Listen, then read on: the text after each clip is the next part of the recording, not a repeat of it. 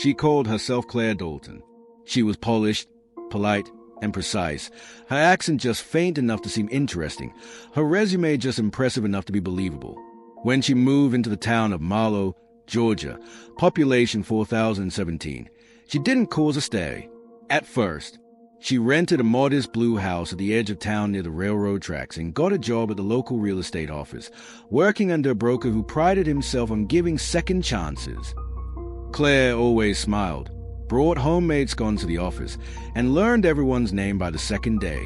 No one asked why a woman with a marketing degree from Northwestern had taken a low-level admin job in rural Georgia. No one questioned why she never mentioned family, or friends, or even pets. She blended in, but too perfectly. That was the first sign. Her neighbor, Delilah, said Claire's car never had a speck of dirt on it, even after a storm. Her lawn was always freshly trimmed, but no one ever saw her mow it. Her trash bin never seemed to have actual trash. No food containers, no junk mail, no receipts. Just shredded paper. Every week. And then there was the dog, a golden retriever. Stray, friendly, had wandered into the cul-de-sac, sniffing at bushes and wagging his tail at kids. One day he ran up to Claire's porch, tail wagging. Claire froze.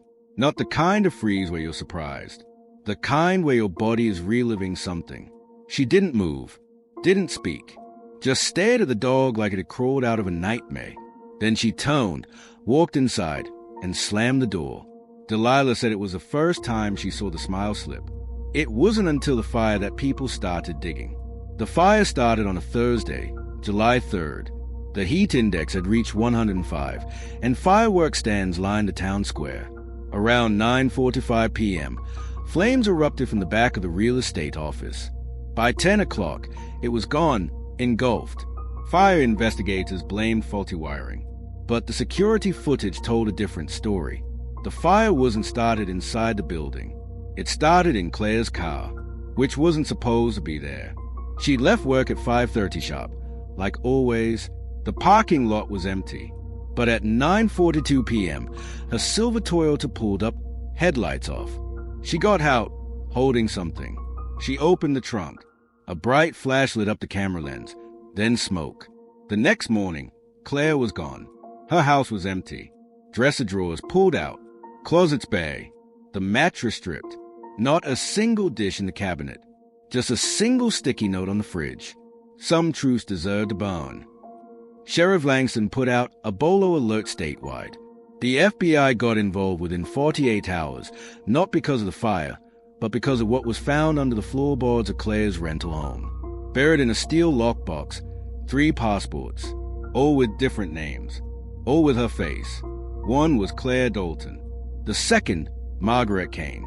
The third, Jennifer Lee Booker. That name, Jennifer Booker, set off alarms in Washington. Jennifer Lee Booker had disappeared 6 years earlier from a private university in Vermont. A straight-A student, last seen leaving the campus library on a snowy February night. Her coat was found near Frozen Creek. No body, no clues. Her case was cold. Until now. And here's where the story stops being simple. Because Claire wasn't Jennifer. Not biologically. DNA confirmed that. But she had Jennifer's ID. Jennifer's birth certificate. Even Jennifer's social security number. So how did a woman in Georgia assume the life of a dead girl from Vermont? To answer that, investigators had to go back. Way back. The real Claire Dalton, if that was her real name, had once been a patient. Records surfaced from a long-defunct private psychiatric facility in Ohio known as Ridgemore Institute. The kind of place you couldn't find on Google.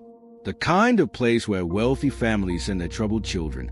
Quietly, Claire had been admitted under the name C. Donovan.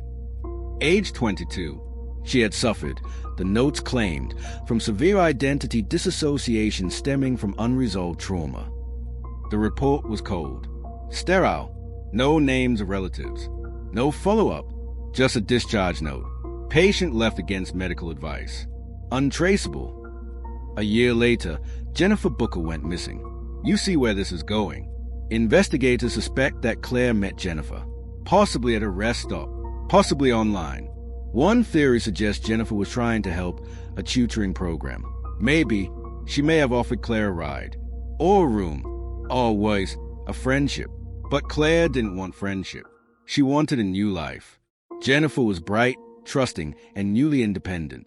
No immediate family nearby. Few close friends. The perfect target. Investigators now believe Claire staged Jennifer's disappearance, left her coat by the frozen creek, destroyed her phone, and simply walked away with Jennifer's entire identity. And it worked. She enrolled at a new college under Jennifer's name, got jobs, paid taxes, rented apartments, then burned everything and moved again. Each life lasted 3, maybe 4 years, until she made a mistake in Marlow. So what made her run? Enter Michael Barrett, a client at the real estate office.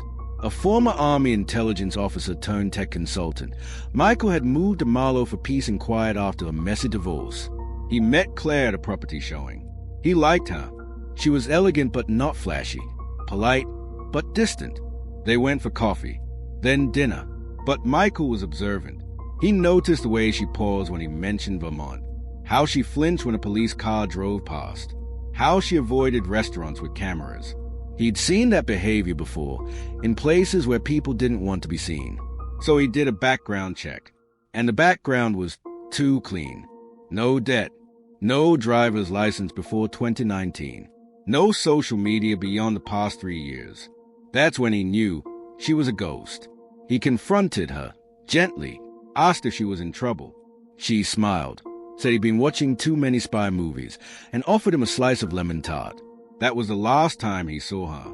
3 days later, the fire. 2 weeks later, her face appeared on a security camera in a bus station in Tampa, Florida. She bought a ticket in cash, wore a baseball cap and glasses, didn't speak to anyone. The camera angle caught a clear shot of her face. But by the time the footage was reviewed, she was long gone. The trail went cold. Until last fall, a woman named Emily Hart applied for a home loan in Portland, Oregon. Her credit check flagged something strange.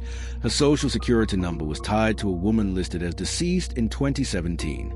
The mortgage company alerted federal authorities. They raided her apartment. No woman, no trace. Just a smell of bleach and a burner phone left on the counter, with a single voice memo saved. There's nothing real about me, not even the name I scream in dreams. But I know who I am when I run. They thought she'd vanished for good. A digital ghost. A woman so good at disappearing.